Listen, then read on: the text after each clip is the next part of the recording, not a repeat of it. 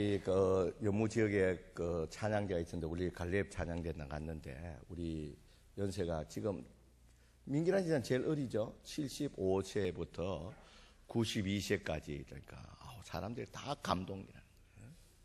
그리고 옷을 이렇게 우리가 제일 멋있었어요. 옷을 딱 정결하게 입고 해서 덩수가 있었으면 우리가 1등 했습니다. 그런데 덩수하는 게 아니었기 때문에 됐습니다.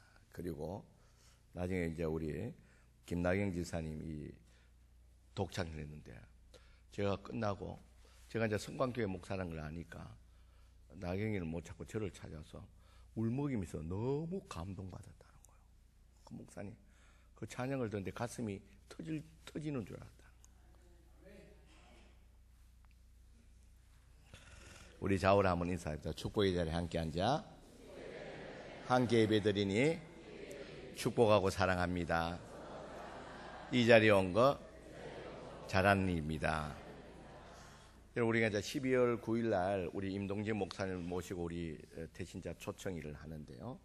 제가 그동안 가만히 생각해 보니까 그 전에 초청할 때는 제가 구호를 했는데 그걸 제가 깜빡했습니다. 그래서 어제 밤늦게 제가 또 구호를 한번 또 생각해 봤습니다. 여러분 그 전에 구호가 비슷한데요. 여러분 제가 한번 할게요. 태신자를 한번 따라해봐요. 태신자를 품고 기도하고 섬기며 어깨를 돋아서 섬기며. 자, 며칠이죠 우리가 태신자 초청이요? 12월. 이걸 잘해야 됩니다. 이게 헷갈립니다. 다시 손을 이래가 12월. 네, 12월. 한 12월 12월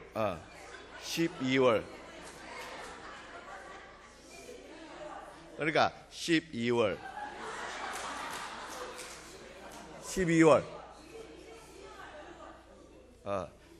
이렇게 하는 제가 헷갈려요. 12월이 아닙니까? 12월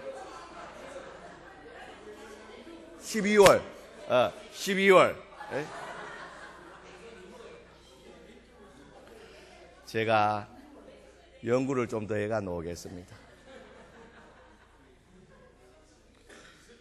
제가 우리 김강희 씨에게 점검을 받고 나왔는데 제가 제 나름대로 해가지고 나왔는데 어쨌든 여러분 제가 해왔는 걸 한번 따라합시다. 여러분 12월 9일은 여러분 알아서 하고요. 그래서 주님께로 인도하자. 할렐루야. 알겠죠? 자, 한번 해보자. 시작. 태신자를 품고 기도하며 섬기며 12월 9일 주님께로 인도하자. 할렐루야. 내가 오후에는 잘 준비해가 놓겠습니다. 죄송합니다. 여러분 우리는 이제 인생을 살다 보면 인생은 만남의 연속입니다. 여러분 먼저 우리 부모를 만나는 것은 필연이죠. 부모는 뭐 선택이 없지. 부모는 내가 선택해야 하는 것이 아니라 필연적으로 이렇게 만나게 됩니다.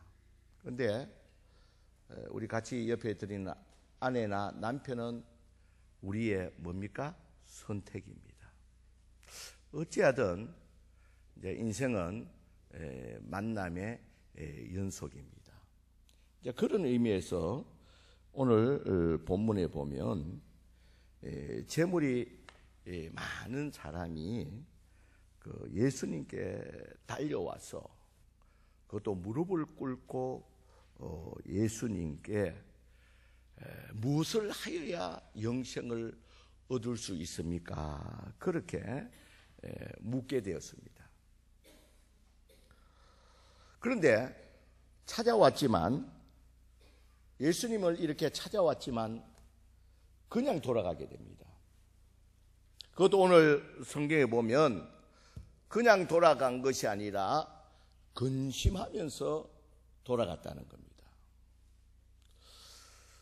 여러분 다른 사람도 아니고 예수님을 만났는데 근심하고 돌아갔다는 것은 좀 이해가 되지 않습니다. 많은 사람들이 이 문제를 가지고 예수님께로 왔을 때에 거의 대부분 사람들이 그 문제를 해결받고 기쁨으로 돌아갔다는 겁니다. 그런데 이 부자는 영생의 문제를 갖고 예수님께로 왔지만 그 문제를 해결받지 못하고 근심으로 돌아가게 되었다는 겁니다. 그렇다면 이 부자와 예수님 사이에는 어떤 일이 있었냐는 것입니다. 여러분, 이 부자가 다른 성경에는 부자 청년이라는 거 보니까 이 사람은 젊은 사람인 것 같습니다. 이 젊은 사람이, 재산이 많은 이 사람이 예수님께로 온 것은 영생을 얻기 위해서 예수님께 왔다는 겁니다. 자, 이 사람은 어쨌든 젊었을 때 부자가 되었다는 것을 보면 부모로부터 많은 유산을 받은 것으로 우리가 생각해 볼 수가 있습니다. 어쨌든 부모로부터 많은 유산을 받았기 때문에 좀 삶의 여유가 있었습니다. 그렇게 삶의 여유가 있다 보니까 생각나는 것이 죽음 이후가 불안했습니다. 지금은 내가 물질이 있어서 부족함이 없이 살고 있지만, 그러나 내가 죽음 이후에는 어떻게 될 것인가? 여기에 대한 불안이 있었습니다. 그래서 이 문제를 해결하기 위해서 예수님께로 달려왔고, 그것도 무릎을 꿇고 간절히 내가 무엇을 하여야 영생을 얻을 수 있습니까? 그렇게 예수님께 묻게 되었습니다. 그러니까 예수님께서 그 청년 부자에게 뭐라 그랬습니까? 무엇을 하여야 내가 영생을 얻을 수 있습니까? 그렇게 묻자 예수님께서는 십계명을 이야기해 줍니다. 네가 계명을 안 하니 19절에 보면 살인하지 말고 간음하지 말고 도둑질하지 말고 거짓 증인하지 말라. 이런 십계명을 이야기해 줍니다. 그러니까 이것은 이 구원받은 자로 이 구원받은 자가 나타나는 삶의 모습이라는 거예요. 그러니까 그 결과를, 구원받은 영생을 받은 자의 그 결과적인 삶의 모습을 이야기해 줬습니다. 그러니까 이 부자 청년이 예수님, 저는 이 십계명이 나오는 이 일들은 내가 어려서부터 잘 지켰습니다. 그러니까 이 말을 들은 예수님이 기뻤습니다. 기뻐하시면서 오늘 21절에 보면, 우리 21절 같이 한번 읽어볼까요? 같이 읽겠습니다. 21절 씁니다. 시작. 예수께서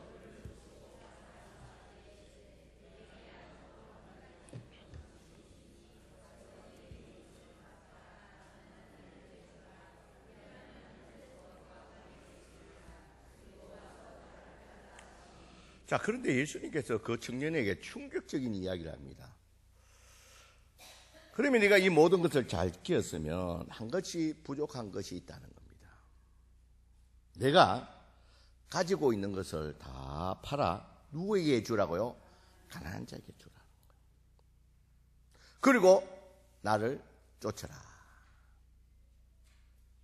그러면 너에게 영생이 있을 것이라, 그렇게 말하고 있습니다. 이 말을 들은 이 부자 청년은 불편했습니다. 왜냐하면 이 부자 청년은 이 돈이 있어야지만이, 아직 젊었기 때문에 앞으로 이 땅에 살아갈 시간들이 많다는 겁니다. 돈이 있어야지만이 이 땅에 사는데 불편함이 없이 행복하게 살 수가 있는데, 이 돈을, 이 물질을 가난한 자에게 다 주어버리면 이 땅에서 어떻게 내가 살 수 있느냐는 것입니다. 그러니까 예수님의 이 말은 이 부자 청년이 받아들이기에는 너무나도 불편한 말이었습니다. 그러면 예수님은 왜 이렇게 우리의 가지고 있는 모든 그 사람이 갖고 있는 모든 재물을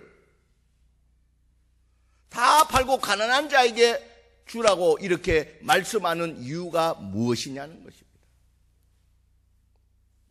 오늘 예수님이 이렇게 말씀하시는 건 우리에게도 영생을 구원을 받으려면 내게 있는 모든 물질을 다 팔아서 가난한 자에게 주고 나를 따라오라 그렇게 이야기하면 우리들도 여기에 이 불편한 말에 우리도 불편해야 할 사람이 많다는 겁니다. 여러분, 예수님이 이 사람에게, 이 부자 청년에게 이 말을 한 것은 내 가진 재물을 다 팔아서 가난한 자에게 주고 나를 따라오라 이렇게 말하는 것은 구원의 원리를 보여주신다는 거예요. 여러분, 이 구원은, 이 죽음 이후의 이 구원은 돈으로도 해결할 수 없는 문제라는 것을 알려주기 위해서입니다.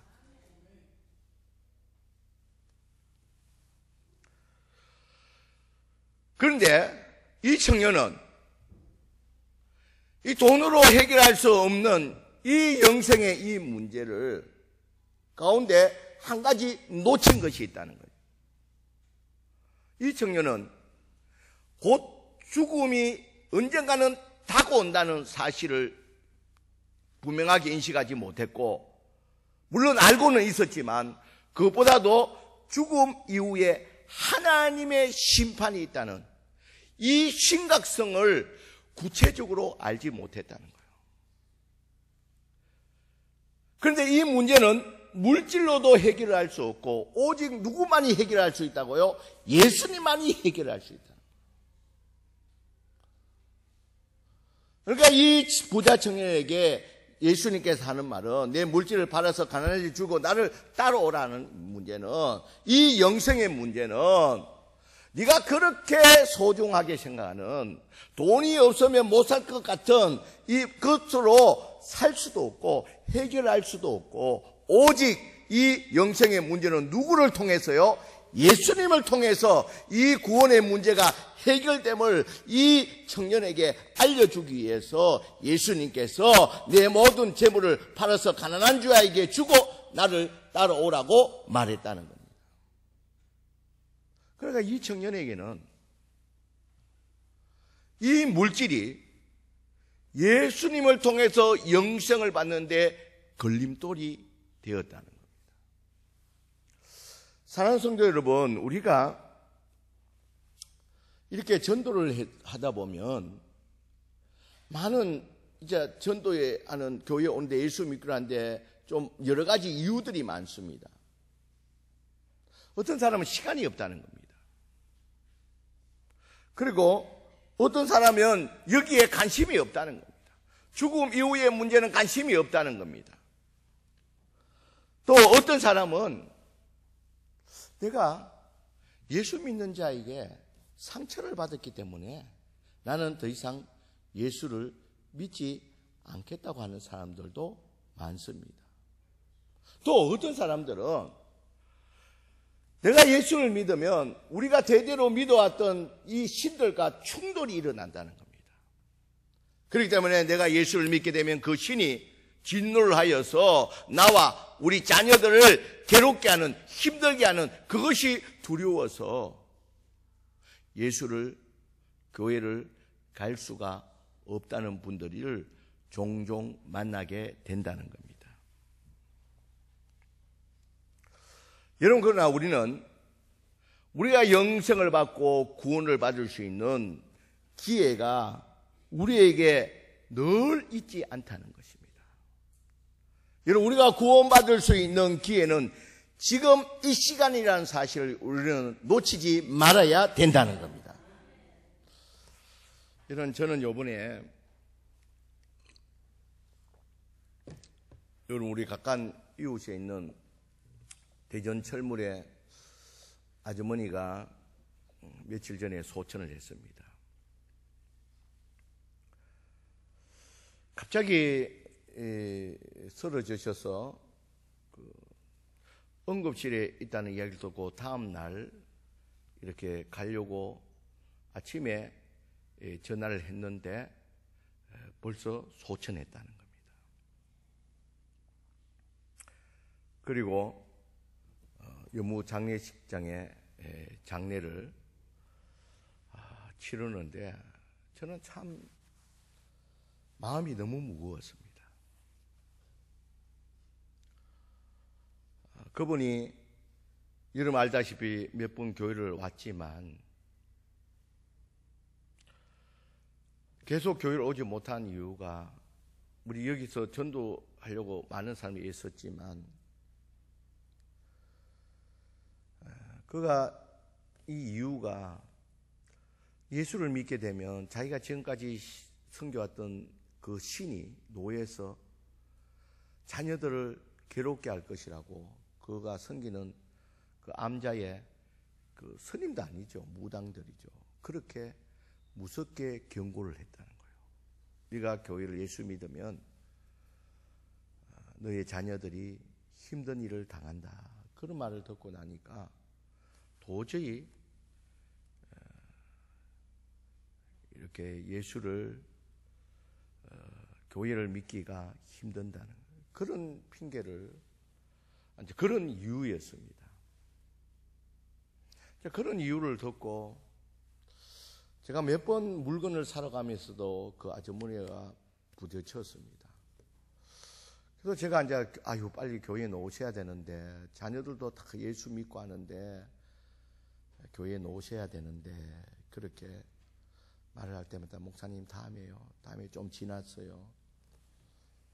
이렇게 시간을 보내다가 소천을 하고 나니까 제가 조문을 가야 되는데 너무 부담이 되는 거예요. 어떻게 조문을? 그래서 우리 집사님이 이제 빨리 이제 오후에 가자는 거예요. 그래서 조금만 내 마음에 너무 부담이 되니까 연기하다가 이제 그 이순인 권사님하고 우리 사람 같이 뭐 차편이 없어서 같이 가기로 약속이 됐기 때문에 가야 된다는 거예요. 그래서 제가 좀 무거운 발걸음을 가지고 장례식에 가게 됐습니다. 가니까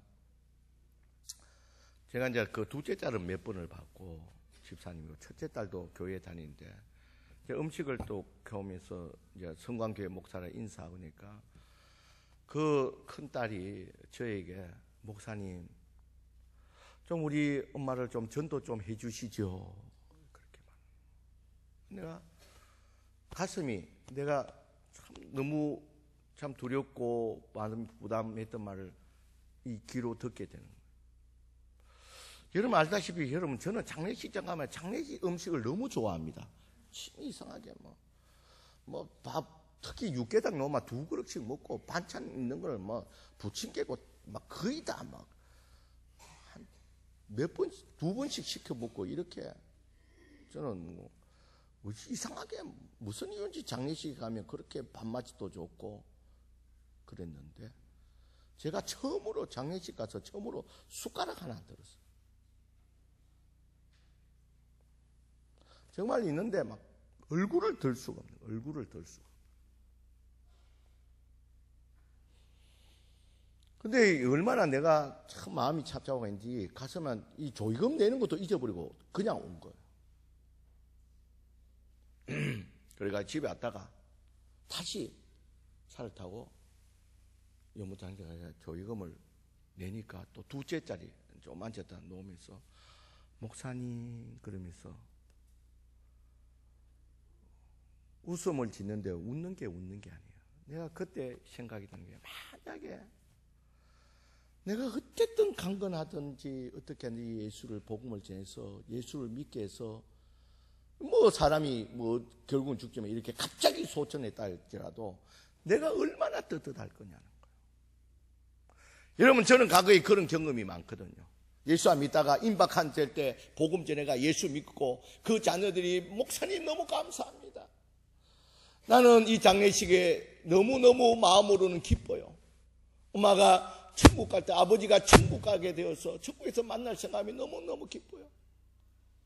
저도 당당하게 그래 좀 있으면 천국에서 볼 수 있는데 무엇보다도 걱정 근심이 없는, 고통이 없는 천국에 갔는데 서로 감사하고 그 장례식이 물론 슬픔 가운데 마음속에는 깊은 감사와 감동이 있는 시간입니다.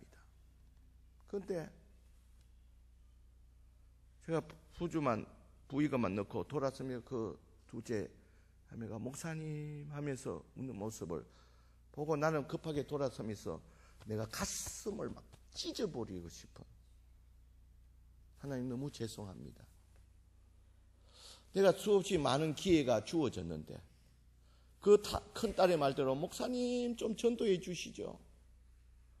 많은 기회가 있었는데 또 교회에서뿐만 아니라 물건 사러도 몇 분 만났는데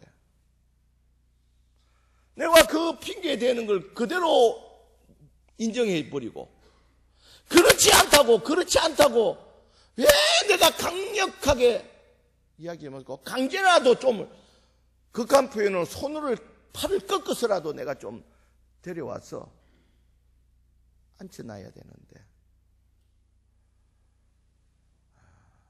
저는 그날 밤 그 둘째 딸의 그 울지 못하는 그 미소로 목사님하고 하는 그 말이 밤새도록 제 마음을 또 때리고 또 때렸다. 그래서 그날 저녁에 저희 남동생이 밑에 동생이 교회를 안 다닙니다. 옛날 교회 다니다가 뭐 교회에 조금 문제 있어가 교회 안 나와. 내가 당장 시간이 좀 늦었기 때문에 카톡을 했습니다. 인구야, 네가 사람 이름 모른다. 갑자기 너에게 일이 생긴다면, 네가 지금 예수 안 믿고 죽게 된다면 나에게는 평생의 한이 될 것 같다. 인구야, 이번 도로는 주일날 꼭 교회 가라. 다시 교회 가서 예수 믿고 우리가 천국에서 만나야지. 내가 노골적으로 구체적으로 카톡을 보내. 그러니까 답장은 예, 형 알겠습니다. 이렇게 왔는데 오늘 갔는지 모르겠어요. 여러분 복음을 구원을 받을 수 있는 기회는 늘 있지 않다는 것을 여러분 꼭 기억하시길 주의 이름으로 간절히 축원드립니다. 여러분 지난주에 6구역 예배 드리면서 여러분 한 번도 그런 일이 없었는데 우리 구역 예배 드리면서 이숙재 성도님이 같이 구역 예배를 드렸습니다. 우리 강경희 권사님이 그날 구역 예배 드리면 펑펑 울었습니다.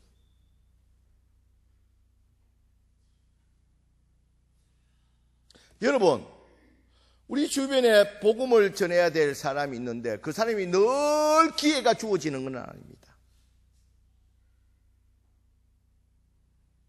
이번에도 이제 우리 후배, 우리 사람 친구죠. 우리 김강희가 미국에서 이렇게 왔는데요. 2년 전에 우리 잠시 와서 우리 교회도 한번 왔는데 요번에 왔는데 요번에 온 이제 이유가 나도 강희가 여기 우리 교회 온다 할 때 그런 마음이 있었어요. 마음이 일치했어요. 이제 여기 계룡에 이제 그 한 해 후배 우리 사람 동기들인데 그 친구는 뭐 인간적으로 보면 참 똑똑한 친구입니다. 육군사관학교를 나왔고 또 장군이 되었고 또 장군으로 예편에서 카이스트 지금 교수로 있습니다. 부족함이 없습니다. 그런데 우리 학생 때는 어쨌든 그 결혼한 교회 커플인데 이렇게 교회를 다니는데 지금 교회를 다니지 않는 거예요. 그래서 이때가 기회다.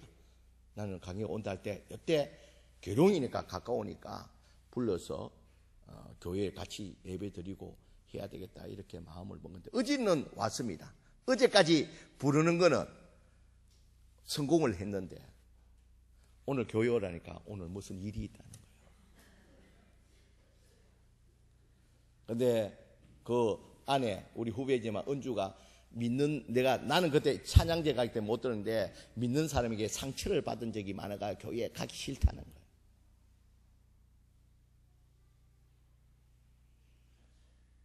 그래서 제가 이제 마음으로 그 집에는 김장을 안 한대요. 내가 김장을 좀 누가 주면 단꼭 그 친구를 한번 더 부르려고 그럽니다. 김장 줄 테니까 주일날 시간 없고 주일날 와서 좀 받아가라고. 여러분 기회는 늘 있는 게 아닙니다. 여러분, 그래서 특별히 여러분, 이번 12월 9일 날 우리 태신자 초청 이날을 우리는 놓쳐서는 안 된다는 겁니다. 여러분, 그것을 우리가 정말 기탄 없이 기회가 날 잊지 않다는 것을, 기다려주지 않는다는 것을 여러분 꼭 기억하시길 주의 이름으로 간절히 축원드립니다. 여러분들 주위에 여러분들에게 귀한 사람일수록 여러분 주저하다가 그 기회를 놓치게 된다는 겁니다. 여러분 주저없이 전해야 된다는 겁니다. 저 어제 노방전도를 하는데요. 저도 이제 노방전도는 늘 부담이 됩니다. 늘 부담이 됩니다. 가서 건방을 주고, 이제는 저는 여무에서는 유명 인사입니다. 하도 전도지가 돌아다녀서 대부분 사람들, 기사들, 운전기사들은 저를 잘 압니다. 운전기사는 아주 저의 팬입니다. 제가 1순위로 전도하는 사람이 택시 운전기사들입니다. 아주 관계가 좋습니다. 근데 이렇게 가서 참 이렇게 복음 전하기가 좀 주저할 때가 많습니다. 그래도 이렇게 하고 있는데, 어제 우리 미국에서 온 후배 김강야하고 같은 한 조를 이루어가지고 갔는데요. 저 친구는 얼마나 가감하게 하는지. 포장마차나 뭐나 막 가서 막 건방을 주고, 12월 9일 날 잘해요. 처음인데도 너무 잘해요. 가감하게 하는. 내가 좀 미안해서 여기까지 와서, 이 전도까지 이렇게 미국서까지 와서 그런데 아니라는 거예요.